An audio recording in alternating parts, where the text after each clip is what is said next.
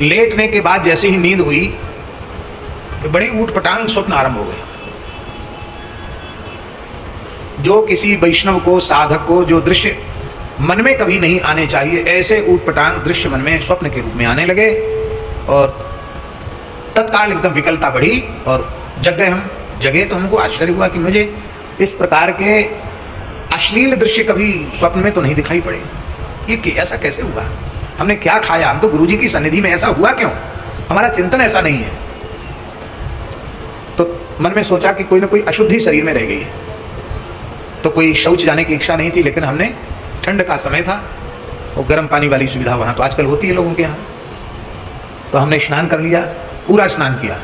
स्नान करके अब ठंड बहुत थी तो अपना ही एक गर्म चादर ऐसे भूमि में, आजकल कमरों में भी बेड लंबा चौड़ा होता है, अब उसमें जगह ज़्यादा नहीं रह जाती है, तो उसमें जितनी भी जगह थी अपना एक चादर, जैसे साधु साई आसन लगाते हैं, ऐसे बिछा लिया और ऐसे ही अपना कपड़ा लेकर उसी ठंड में सोने लग गए। नींद तो पूरी हुई नहीं थी, इसलिए नींद आ गई।